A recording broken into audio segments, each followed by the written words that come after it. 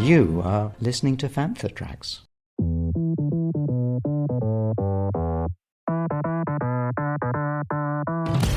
It's time to get all your Star Wars news in a single file. This is Canon Fodder. Here are your hosts, Mark Mulcaster, Brian Cameron, Matt Booker, and Mark Newbold.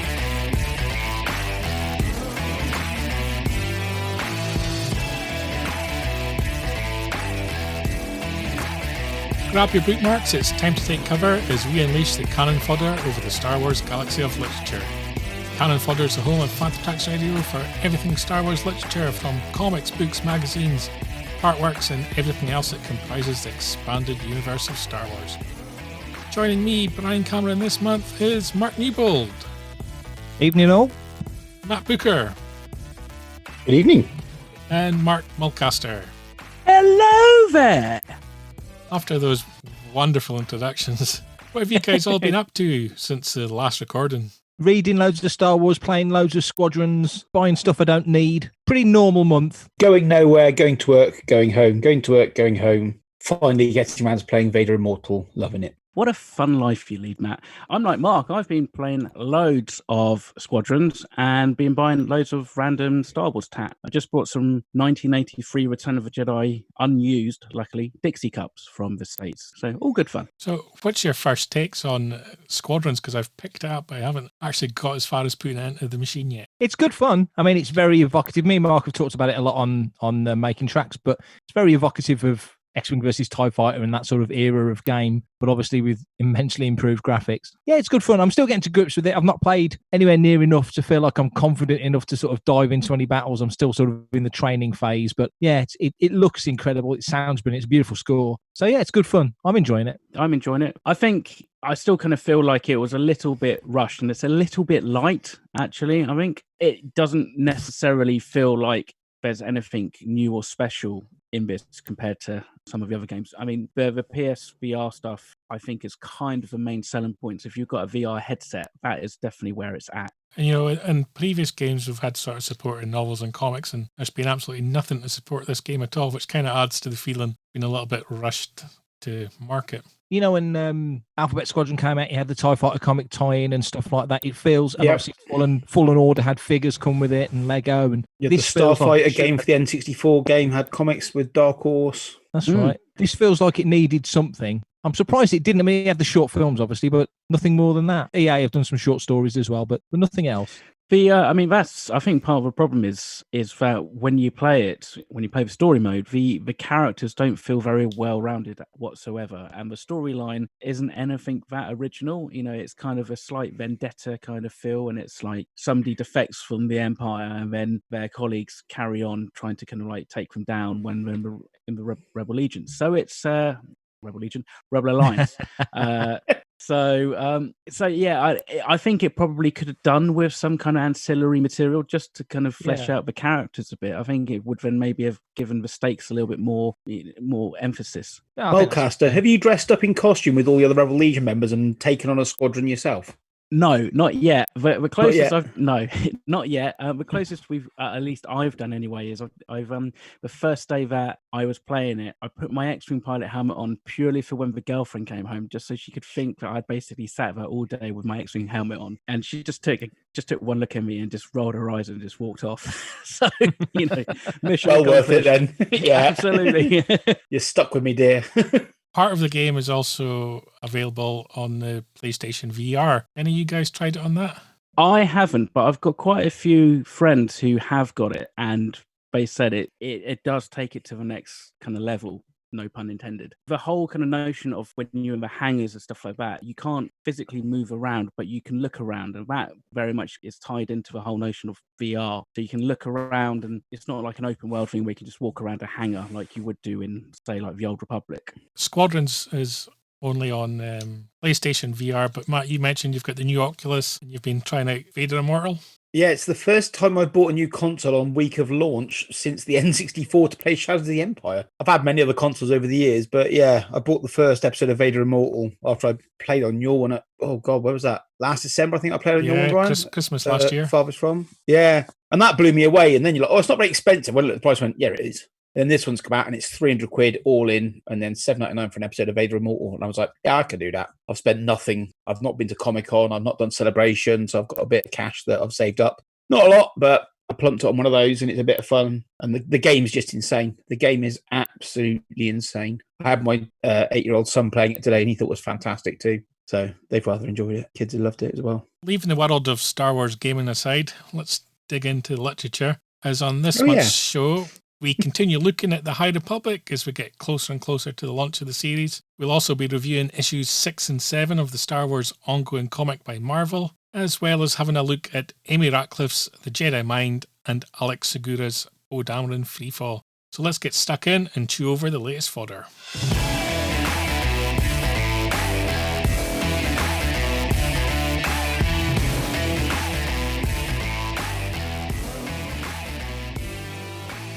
A New Proof, a Kickstarter project from Matthias Rendell, successfully funded this past month. So those of us who have set out to back that project should be checking our emails as we get updates on the project as it heads towards production. Star Wars Archives, episodes 1 to 3, 1999 to 2005, is going to include a special chapter on the special editions. This was confirmed by the author Paul Duncan. Prequels have been very heavily documented as they were made on .com. There's webcams and everything, which was high tech at the time. Was there any part of the production back then that you felt you missed out on that you hope that this book's going to deliver on? They gave you a good insight into the on-set stuff, like you say, through hyperspace and, you know, the docs. Episode 2 had a lot of coverage, the George Lucas Select stuff. And as you say, it was sort of 20 years ago, so it was fairly sort of wild, wild west internet times. Episode 1, well, I mean, even the special editions, we talk about it a lot, Evolution of a Dewback and Anatomy of a Dewback and all that sort of stuff. But for the prequels, I'd like to see the step up in technology documented in a more linear way, because just for example, when they made Phantom Menace, the Boss Nass model, when they came to make Revenge of the Sith, they had tremendous trouble making that Boss Nass model work with the tech they'd got in Sith, which was like 6 years later. And I'd just be interested to see how they sort of put these things together, how they made these things work, because obviously there was this massive evolution between Phantom and Sith, which was, like I say, only 6 years apart. But I'm so looking forward to this book. The first one was phenomenal. I want to have a good look through it again before the second one comes out. Really looking forward to this. Some more stuff on the creatures, background stuff is what I love to see with the films. I've got both the big Japanese books that were translated to English, whatever they were. And I love the work that's in those, but there's stuff missing it out of those, I think, in the prequels one, definitely. So I'd love to see more of that kind of stuff. That's the stuff I really enjoy looking at. There was a lot of stuff in those books. When it comes to the special editions, I'm kind of intrigued if they interview, some of the people that worked on them, because in many ways they were controversial. On the one side, you were saving films that were going to be lost. On the opposite side, you were changing extremely classic films. And I've just wondered, is all these guys, whether they're CGI guys or whatever, they're artists, and so they've got respect of what they're doing. I just wondered what their take was as they were working on it. So seeing some interviews from maybe some of the guys that don't normally get interviewed might have some interesting takes. So I'm hoping for something along that lines. Well, I remember speaking to Mark Austin, who played Boba Fett in New Hope Special Edition in the docking bay, and he was working for ILM at the time. And he said, I said, why didn't you do Fett in Empire and Jedi in the extra scenes? Because they did Fett in Jedi and stuff. They added scenes in Jabba's Palace. He says, oh, well, I didn't realize they were making Empire and Jedi Special Edition. He said, when he was brought on to do the Dewback stuff, where he did a lot of the Dewback animation, bits like that, and then played Fett in Docking Bay 94, he said that they were only making a New Hope special edition. He said at that point, there was absolutely zero plan to do Empire and Jedi Special. So he'd been working on it for quite a while. He'd finished all his Star Wars work and stuff, and then ILM were like, oh, here's some other work you can do on other stuff. And he went, nah. And he left and went and did other films and stuff. And he didn't carry on making stuff for ILM because he had a better job opportunity somewhere else. And then never carried on the job. I'd love to know what was the trigger point that made them do Empire and Jedi. I think they'd done all the Star Wars work was mainly done, and they'd locked and loaded it, shown it to people and gone, wow, that's amazing. Right, let's do all three. We make more money out of it. So then they then financed Empire and Jedi special editions. So I'd like to see that kind of information. They were a special time in special editions. It brought stars back into everybody's lives. So love them or hate them, they have brought... George could try out some stuff for the prequels, Yeah, I'd like to know a bit more about that kind of stuff. Brian makes a good point there in that it wasn't just the new special effects that were being added. It was a restoration project as well, because that old footage in old film was starting to go. So it was sort of, well, and Mark will know about this with the colour grading and all that sort of stuff, that, there's a lot of that as well. It wasn't just about sticking a Ronto in front of classic footage and adding loads of TIE fighters and such. There was a bit more to it than that, wasn't there? Oh, there was. I mean, even down to the fact that they had to try and match like the lenses and the focal lengths and all that kind of stuff when they were integrating stuff into the existing scene. So it became like a real detective work. It was really, it was something quite special. And really, I think if those special editions had sunk, I don't know if we would have got the prequels. They would have. It was all tied into the Pepsi deal, wasn't it? There was that massive Pepsi deal at the time, wasn't there? So I think it all sort of folded into each other. But I agree. I think if they'd have sunk, it might have made them pause. Certainly, might have made them think, oh, maybe not. They really didn't. They stretched out they pushed back the release of Empire, and was it Empire and Jedi or just Jedi? I think they pushed the release back for, because it was taking so much money. No, Jedi was later. They pushed it back because Empire, they were taking so much money on the first ones that I'm sure I remember them pushing Jedi back a couple of weeks.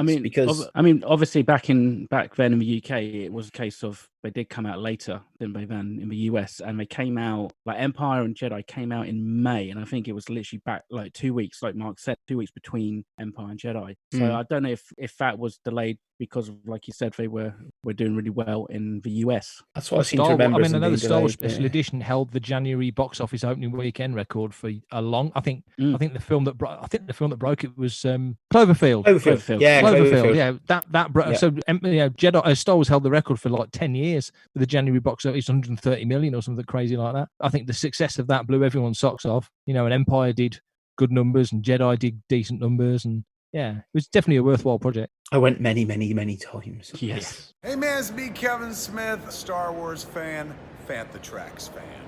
Official Star Wars website has continued its book club. This past month, we've seen Dooku Jedi Lost and Darth Vader Imperial Machine join the club.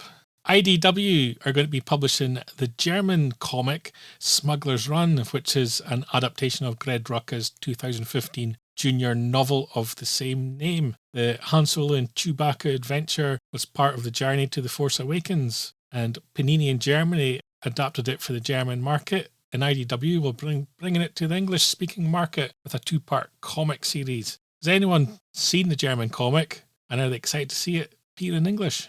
Not seen the German one, but I definitely want to. Anything with Han and Chewie, I'm up for it, so I'm looking forward to seeing it. I'd love to see it, but us English people aren't allowed the English comic because it's American. And just on the 1st of December, Young Reader books will be coming from The Mandalorian. 2 books are coming, a 24-page A Clan of Two written by Brooke Vitale, and a 32-page Level 2 reading Allies and Enemies book also by Brooke Vitale, coming 1st of December from Disney Lucasfilm Press. We've also had our look inside the art of The Mandalorian Season 1 book coming from Phil Stosiak. Talking about The Mandalorian, we're right on the cusp of Season 2 beginning. What are you guys all hoping from Season 2? And has the much mooted Mandalorian published programme actually helped at all your excitement for Season 2? Or has it been a bit of a damp squid? I'm very much looking forward to Season 2. And me and Mark have been talking about it a lot on Making Tracks, obviously, without giving anything away, because we really don't know much of anything apart from the little bits that have been in the trailers. There was a really cool interview with Filoni with a French special effects website where he basically said, imagine the step up between Star Wars and then up to Empire. That's what we're going for with Season 2. They've got the extra scope they can put on the screen with the improved stagecraft stuff, and obviously I would imagine the budget's probably gone up because the first season was such a tremendous hit. We know they start shooting Season 3 next month, so it's all moving forward in a very positive way. I mean, to me, having a character like the Mandalorian very much in the same sort of mold as, obviously, as a Fett type character, maybe not as ruthless because he's not quite in the same game as Fett, but that kind of character, hard-hitting character, to do sort of little Golden Book stories with him seems a little bit weird, but I'll buy it because I love little Golden Books, so they've got me hooked anyway. But so far, no, the publishing stuff hasn't gripped me. I mean, obviously, the Adam Christopher book's been put right back, the novel, which is the one that I'm really the most interested in. If they'd have said we're not doing books and comics based on the Mandalorian for a couple of 3 years, that wouldn't have surprised me at all. I think it kind of needs to bed their little world in, but we'll see. Can't judge till we see it, really. Very much looking forward to Season 2, but I do not want to see any Boba Fett. But I've got a feeling we might. I've very much avoided spoilers, rumors. I've even not bothered watching. I mean, I shared it on our social media, but I've not watched the TV spots. I just want to have that surprise of season 1 that I did with every episode of getting up in the morning, watching it. And now it's a global thing that everybody can watch. Nearly everybody around the world's got Disney Plus now, I think. And I'm hoping everybody gets it at the same time. So we'll all be chatting out on the internet with our friends all over the world who we've not seen because we've not been celebration and stuff, and discussing it all at the same time without having to avoid spoilers. So I'm looking forward to seeing it as a global audience. I think it's going to be quite a special thing. Bizarrely, I don't think Sweden's getting it straight away. Yeah, I'm really looking forward to it. Generally, I think the publishing program has been non-existent, and it's a little bit of a shame that they started to put out some of these books for season 1 when they possibly could have just delayed it a little bit later and done a season 1 and season 2 book combined. But of course, that's me being practical and not thinking financially from a Business commercial point of view. sense. Exactly. Yeah. So, but yeah, Why I'm make really one looking book when you can make 2? Well, precisely, because we're all gonna buy both versions, even if it is only a small difference between the two. I do hope the Art of Season 2 book comes a bit sooner, is all I'd say. Yes. Yeah. I mean, I think possibly, like we said before, everybody was caught on the back foot a little bit with season 1 and wasn't maybe expecting it to be quite so popular. I don't think so. I think they put the right people in place with the right bit of funding, and they got something absolutely fantastic. And I just think they really dropped the ball with season 1 of not having any merchandise and any agree with that. Any program for any other financial support. Lucas built his empire on merchandising. But that is a curious thing, because you would have thought that, from a Lucasfilm perspective, that's an automatic thing. You make a visual program, you then merchandise the absolute. Even stuff like Rebels and Resistance had a full program of merchandising. Yeah, exactly. Season 1 of Rebels had plastic lunch boxes and stuff and everything. Agreed. And most of it's like Baby Yoda stuff as well. So, I'm very happy with the Baby Yoda thing that we didn't know about him. Yeah, I think it could have been completely different. I think we could have been sat talking, online. If we knew about Baby Yoda before the first episode of Mando, I think we would all probably be going, "What the hell are they doing? This is going to be completely like crap." But fandom will, if they know something in advance, they'll write their own headcanon for what it should be, and if it doesn't match that, then it's crap. So exactly, it's a good call. You mentioned Sweden there in the Mandalorian. Belgium, Denmark, Finland, Iceland, Luxembourg, Norway, Portugal, and Sweden only got Disney Plus September 15th. Oh, really? Right. So at present, they're still getting weekly episodes of The Mandalorian Season 1. So I'm not entirely sure if Season 2 will launch at the same time as everyone else. I'll be very close to whether they're caught up or not, but I wouldn't imagine it'll launch until the Season 1 is completely out. Well, if you live in one of those places, we know how you feel. Yes. Feel sorry for Latin America who don't get Disney Plus until November 17th. Really? Yeah. That's ridiculous.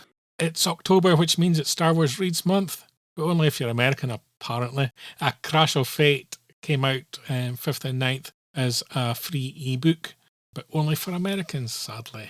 In the UK, hurrah, our exclusive, issue 65 of the official LEGO magazine came out 14th of October. It included a Sith Eternal TIE Dagger Starfighter, as well as a random other toy. So be sure to check what issue of the magazine you pick up. Get that second toy, something that you want. What did you get in your one, Brian? I think it was an A-Wing, I believe. Yeah. I got a snowspeeder, and I saw somebody else Could have been a snowspeeder. They all look the same. It's a white triangle thing, Brian. Thing. That's why you're never going to be successful on Squadrons, if that's how you think. I shot one down. What was it? Triangle-y shaped. Oh, well done, definitely Brian. a triangle-y shaped toy. A white chocolate Toblerone. Yeah, one of them. Hopefully someone who knows a little bit more about shapes of starfighters than me is author Preeti Cheeber, who's just released A Jedi You Will Be, kids' adaptation of the Dagobah scenes from The Empire Strikes Back. What kind of starfighter crashed in Dagobah? The Incom T65. Well Excellent. done, Mr. Milcaster. Do I get a little gold badge or something? I thought you were going to say what mate was Yoda's pod when he landed in Revenge of the Sith. I was trying to think of the name of the pod. Excuses, Mr. Newbold, you were too slow. The solicitations for December for Marvel have come out. Nothing spectacular here. We're just going up one number in each of the ongoings with Star Wars 9, Vader 8, Bounty Hunters 8, and Afra 7. Although we will be getting a trade paperback of Dr. Aphra Volume 1, Fortune and Fate, on the 27th of January next year. Everybody, I'm sure, is looking forward to next year and writing off 2020. The High Republic news continues to flood in.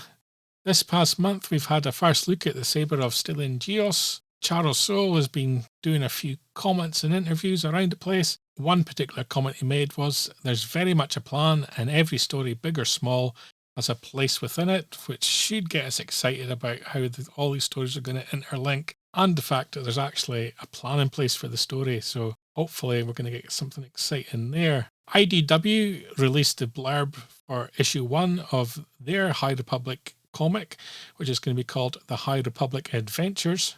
The blurb goes as follows.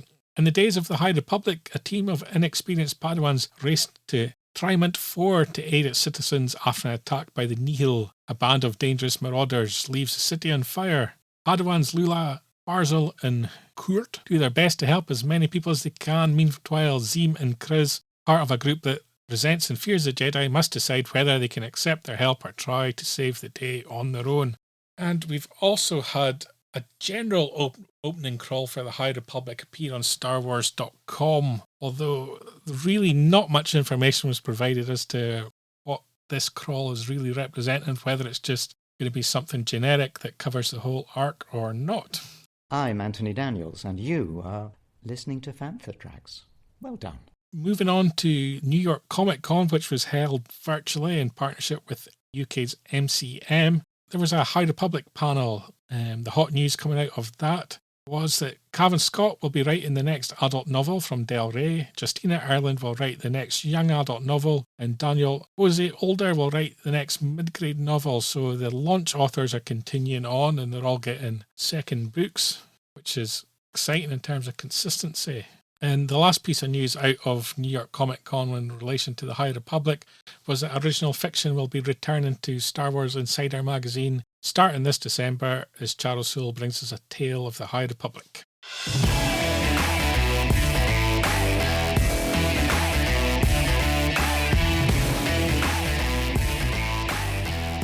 So this month in our reviews, we're covering issue 6 and issue 7 of the Star Wars ongoing series. Issue 6 wrapped up The Destiny Path. Issue 7 begins the new story, The Will of Tarkin. Looking first at issue 6, guys, how did you feel that the first arc of the new ongoing fared? I've really enjoyed it. I like Charles Soule's style anyway, but it's really suiting the main title, which sometimes can be a bit sort of linear and obvious without probably wanting to be, because it is the main title. I think, you can riff off on things with Aphra. You know what to do with Vader to a degree, but to pull all the characters together can be difficult sometimes. And I think he's done a really good job with this. I mean, obviously in this one, we're right after Empire. Luke's still looking for his lightsaber. We're getting around the galaxy a bit, which has been interesting. But there was the one big reveal in this where it's practically confirmed to him that Anakin was his father. It's absolutely laid out in black and white. And it just made me really think about and sort of dig back into the speech Yoda has in Jedi and whether Luke would believe him or not. And an audience of the time thinking, is he lying or is he telling the truth, in the days before we realised the bad guys generally did tell the truth. It was just some really neat little stuff in this. You see the yellow lightsaber, there's the sequence with the Inquisitor, which I thought was fascinating, bringing him back into it to the degree that they did, or an Inquisitor. They don't actually say it's the Inquisitor. There's just lots of little touches in it that were excellent and setting up for the next arc. It was really neatly done. I've really enjoyed this run of the series so far. It's been top notch. Yeah, 6 was absolutely fantastic. I did feel it was a little bit rushed, but they did. There was a lot of beats in this issue to tie up and lead on to where we're going next. Loved seeing all different species in there, especially at the back. You've got one of Yarrow Poof's lot in the gang at the end. Yeah, Jesus's artwork is just phenomenal. He's got Lando down to a T, and you see Ninem, and really, really good. Really, really good. Really good read. I reread it today before we did this. I read it when it came out, and I sat and reread it and went, yeah, this was really, really good. It was a story of 3 parts as well. Well, 2 parts and a little bit at the end, leading on to where they're going next. But it was, very, very enjoyable and gives a lot more depth to it. A lot more depth. Yeah, they could have definitely stuck with this storyline. I mean, they did, like I say, they did the 6 issues. This didn't feel like it had outstayed its welcome. They could have done more with this. Absolutely. Yeah, I think they could have done at least another couple of issues with this. It's funny how like now we're gearing up for High Republic. Suddenly the High Republic is making its way into just about every kind of channel possible. So of course Yeah. Luke finds a High Republic lightsaber as opposed to just a Republic era lightsaber. So Yeah. but apart from that, I mean I thought the artwork just looked great. And yeah, the stuff with Inquisitor was awesome because it's kind of like it definitely gives new meaning to what he says just before he dies at the end of the first season of Rebels about being like more, there's people who are more powerful than that. So, it's amazing that they can still pull out these different tricks that Vader's got in his bag. So it makes for a really interesting read. It's a good point about High Republic, though, going back slightly to what we were saying. It's a little bit like sort of 18 months ago when all of a sudden every book, every comic, everything that was Star Wars suddenly either mentioned or happened at Galaxy's Edge. And it was obvious because they want to hype it and push it, but it was a little bit forced. And at the moment, whilst we've realised that there were a few cute little nods to the High Republic before we knew what Project Luminous was, now it's all the time, everywhere. And it could, if they're not smart about it, it could be a bit like, ugh. So like Mark says, they do drop in at the temple and the lightsaber. And we've never heard the phrase High Republic until the last few months. And now all of a sudden these original Empire Strikes Back era characters are referring to the High Republic when a few issues before they didn't and they couldn't because in real life it didn't exist as a phrase. But you know what I'm getting at? If they push it too much, it won't work. They've been very cute though, haven't they? Picking the era of the New Republic. When you look at the chronology and the timeline, there's practically nothing happening in that era. It was a real blank spot, a bit like when you look at the galaxy map, anything sort of west of Coruscant, apart from Ilum, which is Starkiller Base, and a few other places, there was nothing out there in the map really. They'd left it pretty much empty, and now they're filling that part of the map in and telling stories there, and it's like, okay, that's fair enough. That makes some kind of sense as storytellers, but also as, if you're a cartographer in the Star Wars galaxy, it's that part of the galaxy that's being mapped. If they over-egg it, it will grate rather than be a cool little nod, because all these little links and we've been doing this thing for 40 years now. There's lots of callbacks. We mentioned Cavan Scott. He's got Jackson turning up in the next Star Wars Adventures annual 4 out in November, I think. That was ace because he's a goofy character and people are going to kick out of it. And if you were there when it came out for first time, brilliant. And if he's new to you, it's still kind of cool. Like you say, when it feels forced, it doesn't work. Even with Jackson, this is now the 4th time within 18 months he's going to appear in something. That's a good point. Yeah, he did. He has turned up in things before, and when you can do these things organically. Yeah, you're right, Brian. They've kind of pushed that, so that's probably a bad example. But you know what I'm getting at. If they do it in the right spirit, but then if it feels a little bit like Black Spire, where I'm going to go to Ronto Roasters and have a Ronto wrap, and everything. It was product placement for Galaxy's Edge in a book. Yeah, and it was too much. I'm going to go and stand in a queue and get a virtual pass for 6 hours to then write the talking right. So far in the new era of Star Wars, Jackson has appeared in issue 32 of Star Wars Adventures. He appeared in, from a certain point of view, The Empire Strikes Back, which, make it if you will, you make it tale. He was in the 2018 Adventures Annual, the 2019 Adventures Annual. He will be in the 2020 Adventures Annual. He was on variant covers for Star Wars 1 twice and Vader Down once. He was in the Luke and Leia Adventures Choose Your Destiny book. He also appeared in Jedi Temple Challenge Episode 2. Did he? He did. You not watch that horrendous program? I watched the first episode and quite enjoyed it, and then intended on watching it with the kids, and then lockdown happened, and that hasn't happened as much as I'd hoped it would. So I've not got around to watching it. I enjoyed the first episode. Have you watched any, Brian? No. I saw a trailer and I saw enough.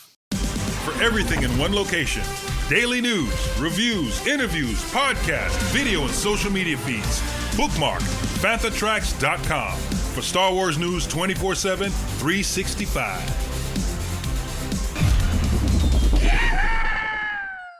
Going back to Star Wars 6, my one disappointment from the issue was effectively the Jedi Temple where he finds the High Republic saber.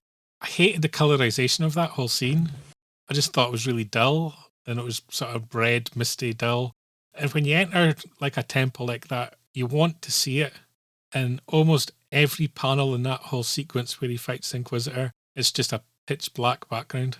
And so that was disappointing to me. The first page when he walks in it looks like a Jedi temple inside with a lot of and that's kind of what you want to see. So you kind of want to see more of that. Yeah, but when he picks the saber up, it then goes dark.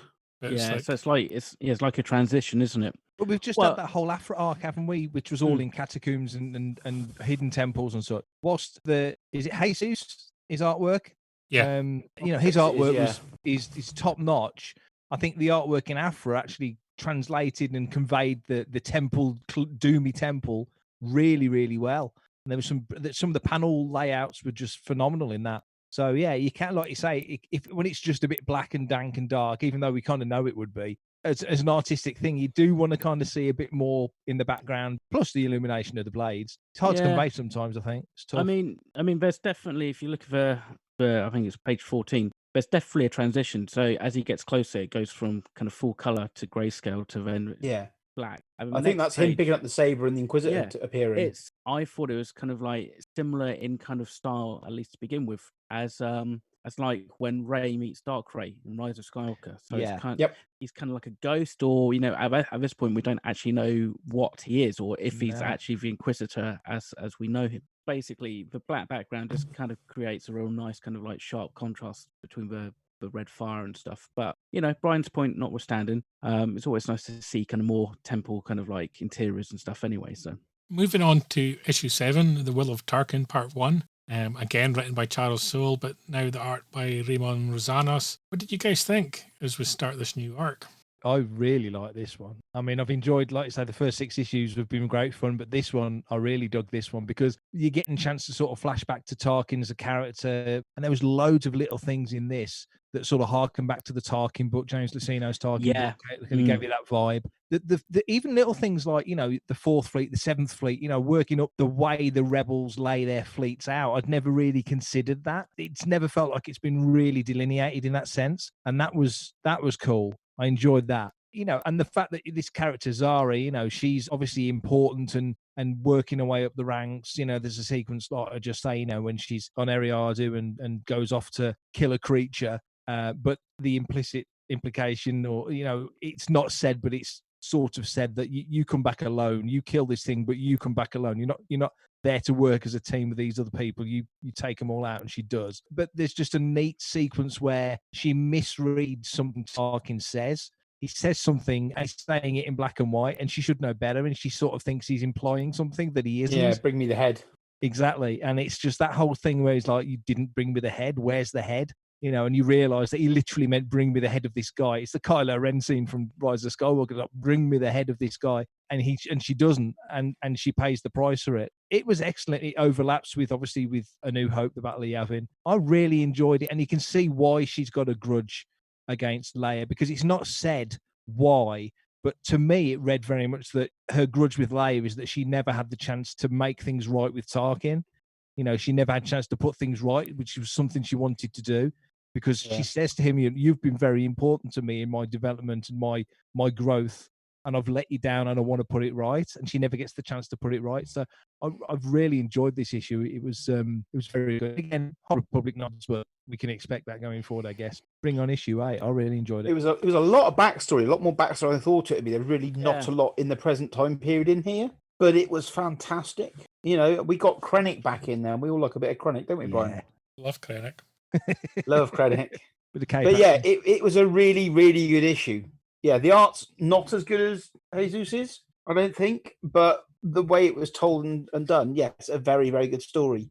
And now we know about this character, so I hope she isn't done with by the end of this arc, shall I say. I hope she lasts a lot longer as a character. I was going to say that the amount of time and effort they put into the backstory in this episode, issue, would suggest that they want her for more than just one arc, hopefully, anyway. But it's nice to have somebody kind of like comparable to Leia, as opposed to kind of like go up against her. I suppose we had that with Queen Trios as well, but this is purely kind of like a military aspect, which we don't necessarily get to see a huge amount of Leia's kind of tactical skills. Yeah, I'm excited for the rest of this arc. I kind of disagree in that I liked the art in this issue and thought it better than what's come before in the series. I enjoyed the art in this one very much. I'll tell you why, because there were just tiny little things scattered throughout the issue. So at the start, when we're first on the Star Destroyer Tarkin's will, there's just like one of the boxes is just her fist behind her back, just in one panel, just on its own. Just little things like that. Just kind of show this kind of depth of authority. Yep. Then scattered throughout the issue, the backgrounds were full. So you're in Tarkin's office. He's kind of got ornaments on the desks or the cabinets behind his desk, like this bone knife, which there's no explanation or reason for it being there, but it just adds depth and curiosity to the scene. Throughout the issue, they've picked little elements from all the different films and gathered them together to make new environments that seem right. So you've kind of got the torture droid in there from A New Hope. You've got the desk and chairs from A New Hope, but you can add in from Rogue One the sort of the station where K2SO was killed at is the security guard station in front of one of the doors. They're parked outside a social club in Grail City, which looks like the nightclubs from Attack of the Clones. Love the car as well. Yeah, you've got a whole range of aliens in there that are kind of different. There's just throughout it, there's just this feel where it just feels right, and it's picked elements from all these different films and content that's come before it and gathered it together, and it just added this depth of familiarity as you sort of navigated through the comic, and I kind of loved that. And it culminated in, to me, when the explosion, which is a beautiful full page panel in itself, and then there's just in the tiny corner, there's just a picture of her with the blood coming from the nose, and I just thought that was awesome. I was a big fan of the art on this. Again, I agree with guys in terms of the character and the backstory building. I hope there's a lot more of that to come. I think it just shows that Seoul has really got a handle on this, which again bodes well for the High Republic, because obviously he's heavily involved in that as well, isn't he? So this feels on point. And also given that, we're just beyond Empire. I was a bit early on, and I think me and Mark talked about this on Making Tracks.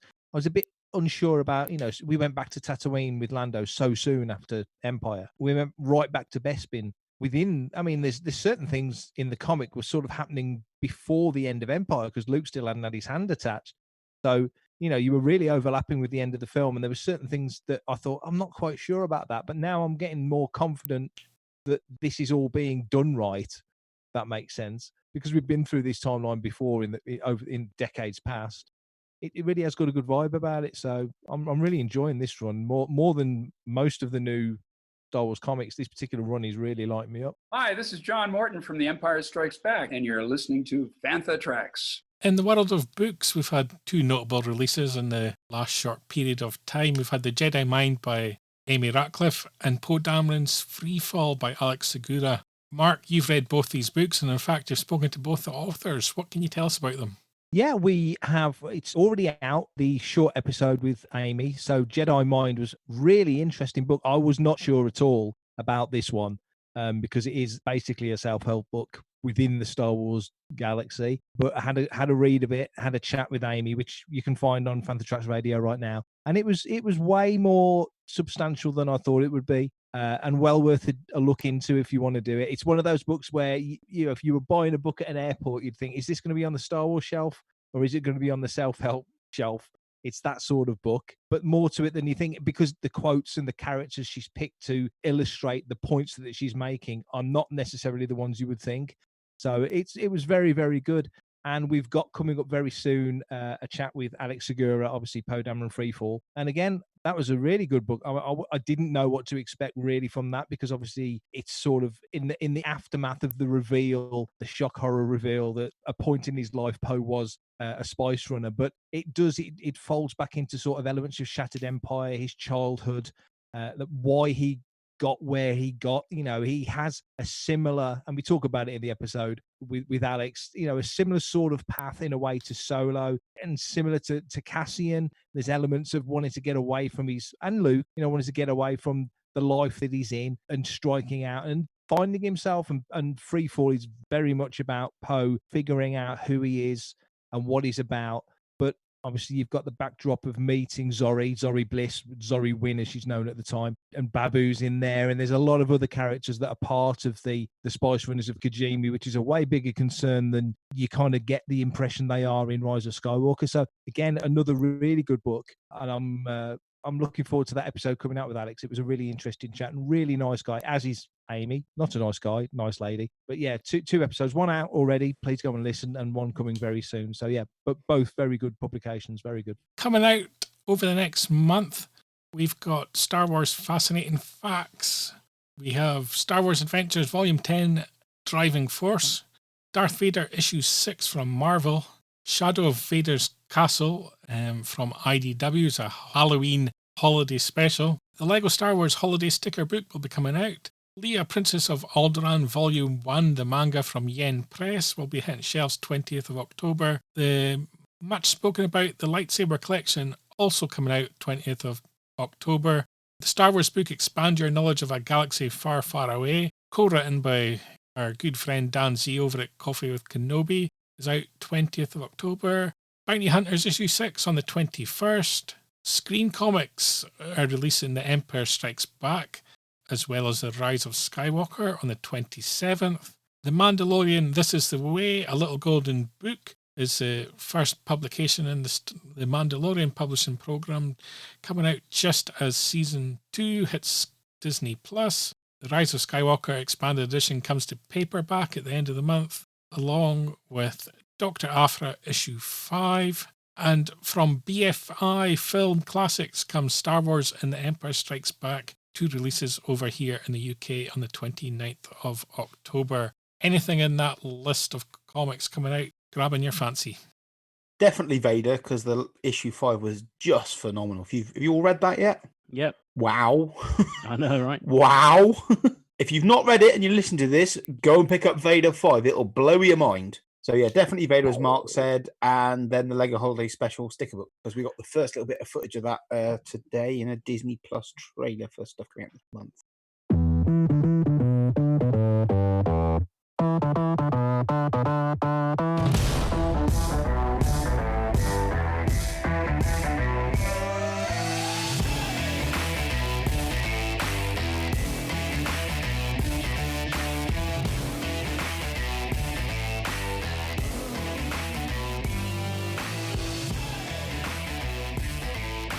Thank you for listening to this month's episode of Canon Fodder.